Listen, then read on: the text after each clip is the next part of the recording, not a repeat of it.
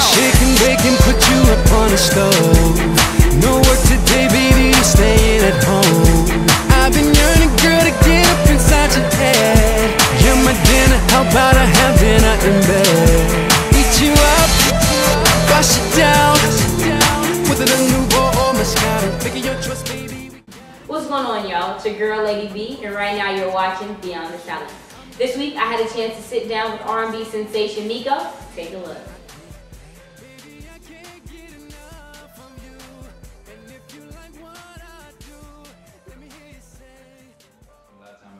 But it was fun. I had a lot of fun. And those are experiences, you know, that you can't take back. So let's take it back from the very beginning. How did you get into music? At what age? I've been singing. Music pretty much has always been a part of me. Like, you know, my dad was a musician. He was an artist or whatever. You know, he started, you know, singing when he was young or whatever. And just Saturday morning, I just remember Saturday mornings. Saturday mornings were, in my house, there were Marvin Gaye, Al Green, Temptations, Stylistic, Shy-Lights, some old Dill Funnies, old groups.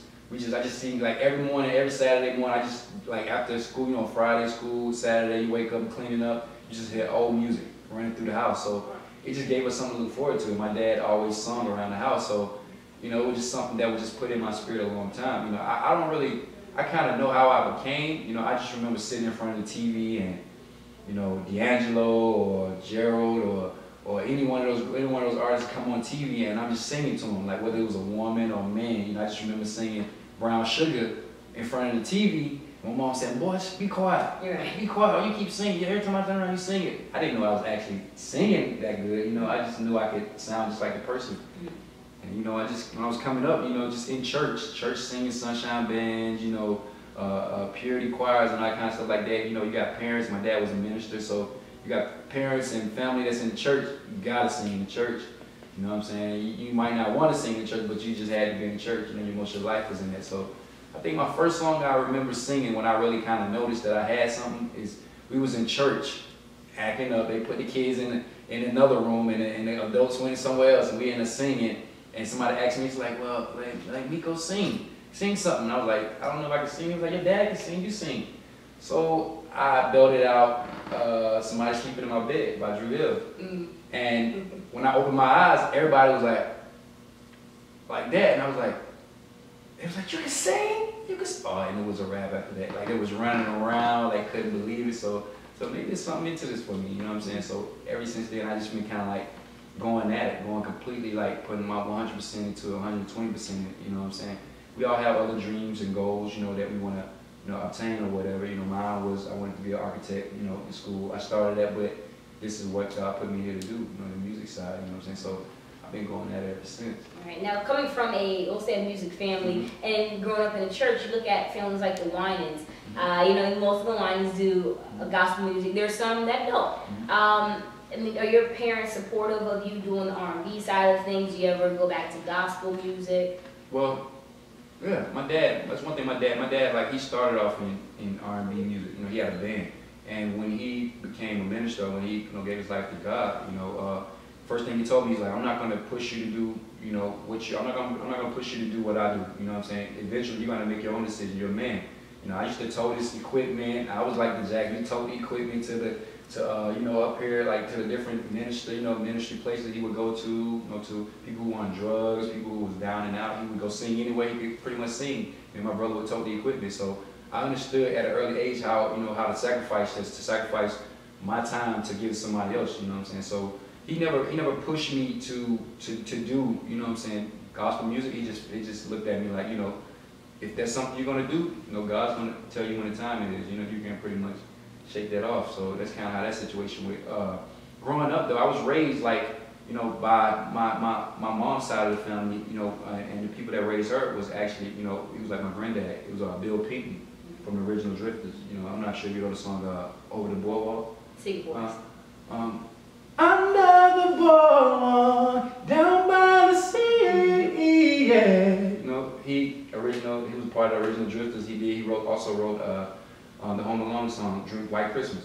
I'm dreaming. That's my granddad. So we grew up in music, you know, so we was always around music, you know what I'm saying? So nobody ever pushed us to go a different way. We just knew that, you know, in our heart where we wanted to go. And if God put his hands on us, then you know you're either going to be in church or you're going to be here or you're going to be there. So it's kind of pretty much like that. Right. Now, and it's interesting because you said one word that really stuck out to me. You said sacrifice.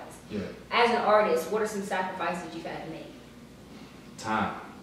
And you know, with music, I'm not sure how it is. Like with any career, like, you know, basketball, professional sport, football, you know, I've heard Tony say it many times, you know, it's going to require a lot of sacrifice, you know what I'm saying? It's going to require a lot of your time. A lot, like my uncle, he was the first coroner of Clay County, black coroner of Clay County. He told me, he says, a lot of nights you're going to have to burn the midnight oil.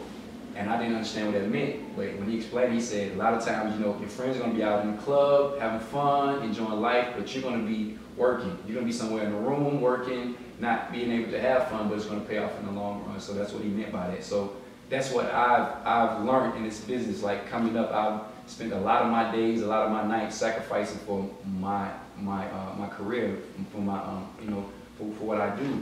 And it's paid off, you know, handsomely. You know what I'm saying? I'm still headed up. I'm still doing a lot of things, but the sacrifice is definitely, you know what I'm saying? I see what the work gets you. You know what I'm saying? Like when certain situations come about, you know, some people ain't built for it. Some people kind of fold under pressure. Well, I've been built for it. I've pretty much experienced every situation you could possibly experience in music. You know what I'm saying? Thus far, so.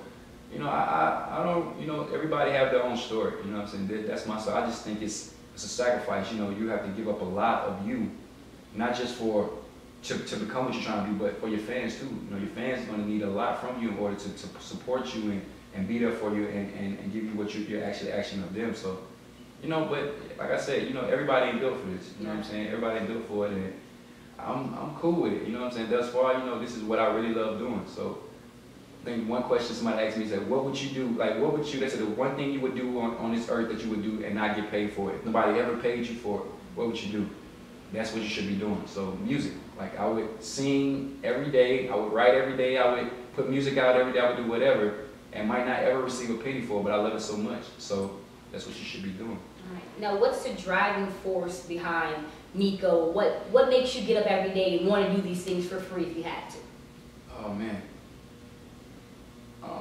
I think it's something God put in me. I don't know, like, you know, I love it so much, and I think it's something, I think what does it for me is, I think it could be my family, you know what I'm saying, like, you know what I'm saying, like some people grow up fortunate, some people don't, you know what I'm saying. I grew up in Atlanta, I grew up on the south side, zone 3, in the hood, so my family grew up check to check, and it wasn't even check, it might have been check to half a check, trying to get to the middle of the week, trying to make it to the next check. So with that being said, nobody in my family ever went to college. Nobody in my family ever went past high school, never did anything. So they're looking at me as a, you know, as a like way out. They're looking at me like, you know, my nieces and my nephews looking at me like, well, if he can achieve something that big or be on TV or meet that person, I mean, a Beyonce or a Trey Songz or a Usher, and those people like their award shows, BET, Grammys, those things are not feasible to them. They just see them on TV. They don't know that's a life. They don't know that people can actually do that. So when they see me on TV or when they see me doing this or going this place and on the red carpet, they're looking at me like, that's my cousin. I believe he's actually there. So it gives them life, and with them, they give me life, you know? So it's like, if they see me do it, then that means that they have a chance. I'm just trying to break the mold in my family, in my family's generations of people not succeeding. And I feel like if I do that, then it's gives my other generation, you know, after me a chance, you know, after me. Well, with a guy, I mean, you seem like you got it all together. You know, you talk about the film lifestyle and how you've grown up and the influences that have been around you. What's the biggest misconception that people have about you? I'd probably say arrogant. You'd probably say I'm arrogant. Why arrogant? Because of my swag or the way I approach a room or the way I'm on stage. Like, and I kind of, in a way, I agree with him, in a way I don't, you know, because, you know, the reason I say I agree with him, because in order to be arrogant, you have to be confident, and you have to, in order to be confident, you have to be very sure of yourself, you know, to be sure of yourself, you have to put in the time. I put in the time, I put in the work, whether that's the gym, the studio, or my craft, whatever I'm doing, I put in that time. So with that being said, you know, that I can walk with my head up. I can walk knowing that when I hit the stage, I don't care whose show it is, who I'm opening up for, who I'm on a bill with, I'm gonna do me, and I'm gonna leave with your fans, or I'm gonna leave with more fans, or people gonna love me. That's how it is. That's just how I am. But you know, I don't think I'm arrogant because the humility part on my side, you know, I grew up not fortunate as most people, you know what I'm saying? So, you know, when you have that struggle and you know that it can be taken away at any time, you know what it feels like not to have. So you're not gonna, you're gonna kind of be like, you know what, I appreciate everything that you're doing, but you're gonna bust your ASS, you know what I'm saying? When it's time, you're gonna show everybody this is why I deserve to be here. So I would say arrogance, you know, that's pretty much it, but I have no problem with it because it comes with the territory. You gotta be a little bit. You know what I'm saying? That's very true. Now, when you look at yourself as an R&B singer and you think of, see, this is what happens. Yeah. You got his phone and everything. This is probably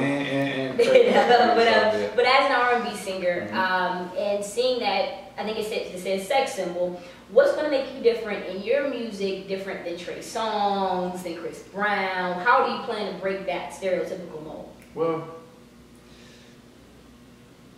one thing I've learned is that we're all copying somebody. You know, it's kind of hard to originate anything these days. You know what I'm saying? Like you're pretty much molding yourself after somebody, whether it's from whether it's Michael Jackson, whether it's Levert, whether it's Donny Hathaway, or you know Babyface, anybody. You're molding yourself after, and they mold themselves after somebody. Somebody came before them. It was Jackie or any of those people. So my thing is like, you just have to be. You know, it's like when people ask me that question, I just say, what makes me different from them is that, you know, God made him different from me. I'm unique from him. He's unique from me. Yeah, we might sing the same genre of music, but the way I sing it is not going to sound like the way he sings it. The way he sings is not going to sound like the way I sing it.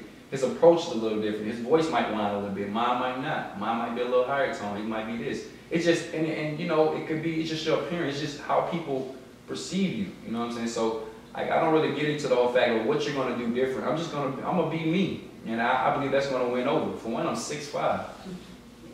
You know, I think I'm kind of towering over anybody in R&B right now. You know what I'm saying? People always say, you sing R&B? Like, yeah, you sing? And then they open my mouth, they're like, I don't believe you even sing. They're like, you're going to kill him. I'm like, kill who? They're like, you'll kill the women. Because women looking at you like, you sing and you're all, that's a lot of men. I'm like, well, it is what it is. A lot to touch on. You know what I'm saying? So I have no problem with that. You know, I let them do their lane. I let Trey stay in his lane. I let, you know, Chris Brown, they do their lane. You know, he does his lane very well. But I'm just good at doing me. You know what I'm saying? When I hit the stage, I do me. And apparently that works for me because people are gravitating toward that. People love that. So that's what I'm doing. You know, I can only do that. I don't really get into what everybody else does. You know what I'm saying? Right. So, right. What's one thing that your fans, supporters, family, indifference, what's one thing that they don't know about you? question. That you wish they knew, they just don't know. How much I love what I do. Like how much time and effort I put into this. Like I in a way I think they know, but you know, a lot of people don't know. Some people think like you probably just got on. You know, I got artists that you might have never heard of. Like real talk. Like when I first went out, when I didn't know Wiz Khalifa before he came out, you know, but people in Pennsylvania and Pittsburgh areas, like he's been out, maybe he got like 4 or 5 mixtapes, 10 mixtapes. Like you're not from Atlanta, you didn't know Future. You know, you might didn't know Future, but you probably just got on. So my thing is like people don't understand the hard work that goes into it and the long hours. So I think people don't understand, you know, how hard I really work, you know, what I do, the sacrifice, the time, the mental strain, you know what I'm saying? Like just giving so much of something to where you just drain and the next day you wake up and do it again. Like 12, 15 hours in one spot, recording or doing a song, you know what I'm saying? Or, you know, just perfecting something on the stage, on the road, you know, giving so much energy to another person, to people. People don't understand what that requires of you, you know what I'm saying? So I think that's one of the things people don't understand. But, you know, I think with the hard work and they see how much time you put in, you know, like a Beyonce, you know that she works. She works. You know, people like that, you know they work, you know what I'm saying? So everybody wasn't just giving it to them, you know what I'm saying? So I think that's one of the things people don't really know much. So what's the funniest fact about Myko? I'm a jokester, man. Like I got my personality, like I'm like a comedian. Like I'm always joking. Very smart, very witty.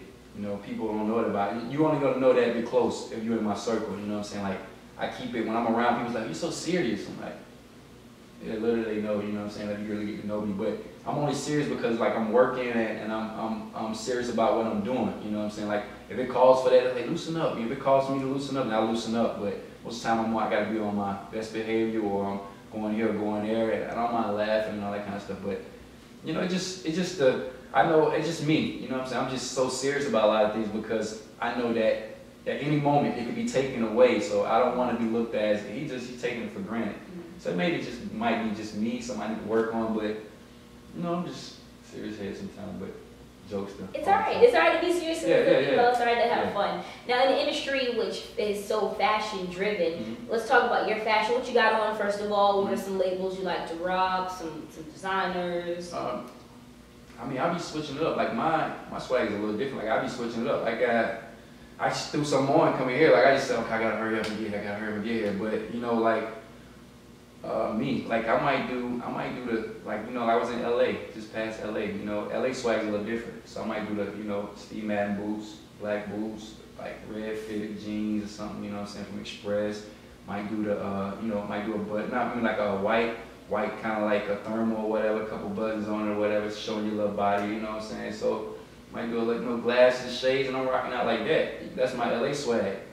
In Atlanta, that's a whole different kind of swag, you know what I'm saying? You might do the jeans, might be a little fitted. You might do your J's gotta be right. You know, you might do a little fitted shirt or whatever. Like me, I like to wear clothes that got like a little fit to them to show my build. Not just because I'm R&B, because I'm in the gym a lot, you know what I'm saying? You want women to know, you know, hey, you working on it, you need to show it, you need to flaunt it. So, you know, I just get that from my boss, you know, my big homie, you know, Thomas, you know, like I said, he spent 12 years in the league. Body looks like he's somebody chiseled to God or something. So you gotta be on top of what you're doing. You can't walk around, I do R&B, and he walk next to you, you're gonna get showed up, you know what I'm saying? So you gotta stay on top of it. But, you know, with just labels, you know, I like labels, I rock, you know, I just rock G-Star. I like a G-Star. We call it G-Star swag. Me and him. When we at Miami Avenue Tour Week, we stopping by that store. Like I said, we might do boots, might do J's, and most of the time when we just chilling, we just do, you know, some IME gear. We got IME gear, you know what I'm saying, hoodies, T-shirts, whatever like that. We wearing our gear, you know what I'm saying. It's that our gear and J's and hat to the back, fitted to the back, or snap back to the back. We good, you know what I'm saying. Right. Now you said a perfect word, fitted caps. Okay, considering we are in the New Era store, what is your perfect fitted? Perfect fit. I would say what's the perfect fit? I would say anything from the A, man. Anything from the A. I'm from the A, so I gotta rep my time, you know what I'm saying? But I remember I told myself I would never put on a New York hat. I love New York. When I go to New York, I turn up. Like, it's just a different kind of energy. But I was like, I'm from the A, ain't no way I can wear a New York hat. Man, I did a show with BB Kings with Fab, Dream, Melanie Fiona when I was at Universal, and I said, yo, I need this crowd on my side. Yo, first time in that kind of atmosphere, I went and bought a New York hat. Threw that New York hat on quick. And they were like, New York? They were like, yeah, yo, from the A-Town, I'm representing New York from that, da-da-da. So, shouts out to everybody in New York, you know what I'm saying, doing anything. Shouts out to everybody in whatever city you in, but I'm gonna say anything with an A-Town on, you know what I'm saying, for sure. There we go. I like that. You still keep it Atlanta. Now, you talk about Thomas, so we're gonna get into this more, but every artist wants to be an athlete, and every athlete wants to be an artist. It's inevitable. So now first of all, explain who Thomas is and your relationship with Thomas and how you guys got connected. Well, me and Thomas met probably about like 6 years ago. We met through a mutual friend, a guy who was my manager at the time, and he told me, he said, man, I grew up with, you know, he said, you know, he had me doing shows in, you know, different cities or whatever. He's like, well, I grew up with, you know, Thomas Jones. I'm like, who's Thomas Jones? So I grew up with Thomas Jones, man. At the time, he was playing for Tampa Bay. So he's like, I grew up with Thomas Jones. You know, he's a running back for the Tampa Bay Buccaneers. Da-da-da-da. I'm like, okay. He's like, man, we're good friends. You know, he's interested in doing some other stuff after football. He's, you know, interested in starting some other kind of, you know, businesses or whatever. So I was like, okay. So I'm like, football and athletes. You know, like, you know, athletes and music. You know, just things like that. You know, you start like, it ain't going too well. I heard too many good stories about it. So that week, that Sunday, the Buccaneers played the Falcons. Tore us up. Dragged us for about like 160 or something. I'm looking like, who is this the guy supposed to be? I'm like, he plays for the Buccaneers and he kills the Falcons. You understand? I'm everything A, so it hurt me to my heart. So he was like, yo, but he wants to fly us out, da-da-da. Okay, we flew down to Miami. Met with him. He said, man, you know, I heard your music, man. I love your music. You know, I'm willing to put this energy, I'm willing to put all my energy that I put in my career into this, man. You know, da-da-da. And he just told me that he was willing to go 120%. You know, he was willing to go, you know, all out to make sure I pursued my dreams. I believe in you. So I was like still kind of skeptic about it, you know, just because of the stories I heard. But I think like 2 or 3 weeks later, I ended up signing with him, and he ended up getting traded to Chicago, you know, getting signed with Chicago Bears. So when that happened, it was just like everything kind of just, when I signed with him, everything took off. Like just, it happened so fast, you know what I'm saying? So that year was an amazing year. Like I ended up getting, like by the end of the year, it was like January, by the end of the year, I ended up signing with Universal. Steve Riffin over there, label mates, Melanie Fiona, Asher Roth, you know, everybody over there. So it was a good situation for me. That's my big brother. That's like it ain't even about music no more with us. It's just, he's my brother.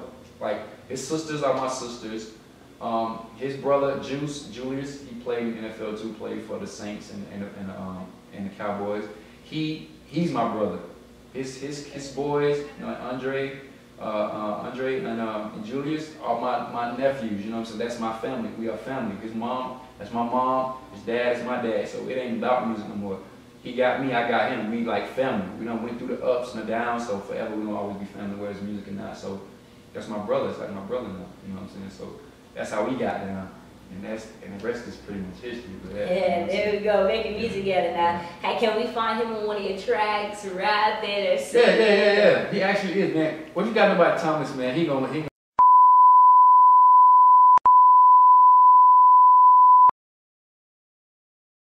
Okay. Well, like I said, he don't want me saying this, but what you gotta know about Thomas is he's an R&B singer on the inside. Like he sings, like he can actually hold a note, but like he's like, what I gotta understand, he's one of the smartest people I ever met. He graduated from University of Virginia in 3 years with his degree. That's a prestige school. Everybody don't get in that school.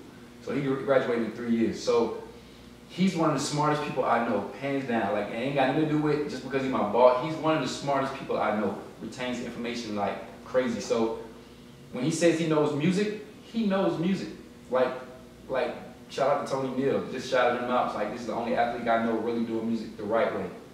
That's a crazy vouch. You know what I'm saying? Tony Neal, everybody knows Tony. So he really knows music. Like, I'm sitting there thinking like, this guy don't know music, like he said. Like, he knows music. Like, everybody from, you understand, he grew up listening to country music. He grew up in a town with like less than 1,200 people in it.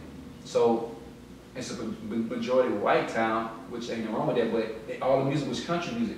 So he didn't grow up with rap music. He grew up in hip hop and R&B. He grew up on country music and rock music. So when he tells you he knows like Hall and Oates and all these like bands, like Duran, all these bands, he starts singing songs that you never heard before in your life.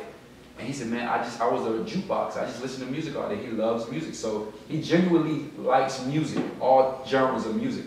I didn't know that until I met him, but he likes to sing. He's like always into music. So one of my songs, I put him on, like Repeat. We did Repeat in Miami. Shout out to Khaled, Renegades in Miami. Shout out to DJ Khaled hosting the mixtape. We got to go down there to do that with him. He did the song I did with Khaled now, in Renegades. And we put him on a song because he was just like, he was in the studio, he was in the studio doing his thing, swag turned up, da-da-da. I'm like, man, go in there and do the verse, man, go in there and do it. So he did it, so why not leave him on there? He was like, that sounds like Thomas. It is. So he's a part of everything I do. He's in the video, turned up, hands up, da-da-da, because he's that into the music. He believes in it that much. He's gonna put whatever he got into it. He's just how he feels about it. So I talked to the big homie, man. He's an artist himself, you know what I'm saying? I'm gonna write him a song and I'm gonna get him to do it. I'm gonna see how it comes out. We're gonna put him out. And there we go. We're gonna put on a song, man. I like that. So in the next 6 months, seeing that we're in the first quarter, January, top of the year, new year, what can we expect from Myko? Well, right now we're focusing on, you know, like I said, the label has a lot of things going on. Right now I'm focusing on, I just dropped my mixtape called Begging After Dark. The acronym BAD, you know what I'm saying? So that's featuring everybody from Rick Ross, Diamond, Future, Cool and Dre. It's loaded, you know, it's crazy mixtape. Mixtape is hot, and there's so many crazy like feedback. That's why I gave you so much feedback from that mixtape, man. People telling me like, this is like what you've been working on. Wow, it sounds like an album. So I'm loving it. Like I'm excited about that. We just dropped that at the top of the year. We just like last week just had the mixtape release here with my homeboy Kobe, you know, Plush Blue Entertainment. Shouts out to him, Slim, they be throwing it down in the A with the promoting thing, man. So, and then we headed to Miami to do the Labels mixtape, which is the IME Takeover mixtape, hosted by DJ Khaled. Khaled don't host nobody mixtapes, nobody. So that just lets you know that it's official, you know what I'm saying? So, you know, he went in for us, you know what I'm saying? Like I said, he don't host nobody mixtapes. He got enough things going on the way, he don't gotta do nothing else. So shouts out to the big homie Khaled, man. We the best, man. IME, you already know how we get it in. There you go. You know we gotta get that first, right? Yeah, I'm just saying. Yeah, you already know how you gotta plug that. So, but you know, like I said, we working on that. Just dropped a mixtape. Get ready. We shot the video tape for Take It Low with Diamond in Miami. Also, we're finna shoot another video called Sheets off the mixtape. Sexy, real sexy video. We got a couple of people in mind who want to do it. You know what I'm saying?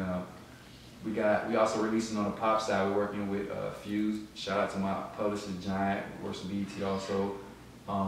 And promote. We're just doing we got a lot of branding things going on. You know, we got a lot of movie things in the works. Oh yeah, IME Films. We got the Gift and the Curse, which is coming out. It's an NFL documentary about the brain damage that's going on with the football players. That's going to be starring everybody from Thomas to Wale Nunye, Plexico Burrs, just many football players. You know, just like many football players have been just calling to talk about it and, you know, talk about their issues and things like this. So it's going to be a great documentary. Also got a movie coming out called Running from Love, which is going to star Thomas, and we're casting for that right now. Also, we have another movie coming out called No Black Girls Allowed, you know, with the label or whatever. Thomas and Tyra Banks co-starring in that. You know, it's going to be a good movie dealing with, you know, the different issues you have in modeling with black women. So I'm actually scoring in that. You know, I got music in that. I'm going to be acting in that too. So I'm just getting my hand. I got a lot of irons in the fire. You know, in the fire. You know what I'm saying? Like even IME, my label, we got a lot of irons in the fire. You know what I'm saying? We got a lot of different artists on the label or whatever. I'm just focused on Atlanta. You know what I'm saying? Like I got Miami, I got Florida. I do my thing in Florida, but I need Atlanta. This is my home. You know what I'm saying? So I'm always here. So I need to turn it up here. So that's my focus point. Atlanta is my focus point. There we go. So let people know where they can contact you and all that good stuff. You already know how this stuff goes. You know, it's at Myko ATL, you know, Twitter.com at Myko ATL, it's MYKO ATL. Facebook, the same thing, Myko ATL. Check my website, www.mykoatl.com, MYKOATL.com. Instagram, man, we got at Instagram, man, same thing, at Myko ATL. Or you can just Google me. You put my name in, everything good and bad gonna pop up. Wherever I done did, trouble I got in, wherever I'm at, all good stuff, all bad stuff gonna pop up. So Google me, man. Hope you're interested, you know what I'm saying? Stay tuned to the project. We got a lot of things going on. Absolutely. And final thoughts. I like my interviews to leave my audience with some words of wisdom. What can you say? Don't tell nobody. Don't let nobody tell you that you can't do something. Like just keep going till you can't go no more. Till they close the casket. Just don't let nobody tell you you can't achieve something. Just don't never give up on what you're trying to do. Because you never know what could have happened if you give up. You know what I'm saying? It could have been 5 more minutes. Could have been 1 more minute. Could have been 20 minutes. But you just never know. So that's my word of wisdom to anybody. You know what I'm saying? You never know what's around the next corner. You know what I'm saying? So never give up on your dream. And I like that. Myko, I definitely appreciate you checking in with us here on Beyond the Talent. I appreciate you. How about we go anywhere, anytime, any day, for sure. Okay. I'm shining my wrist with diamond, that's how we shine. Hey, I'ma put it in them haters' face. You see it, VVS. Spectacular combination, Bunny Clyde, what we done made it. Making movies like in the theater. Your mama had you, but future raised you. All the one to blame for your jazz behavior. Your fashion, everything you wear, you in the latest, up to date. When we hit the scene, we the new regime. We photogenic, made for magazines.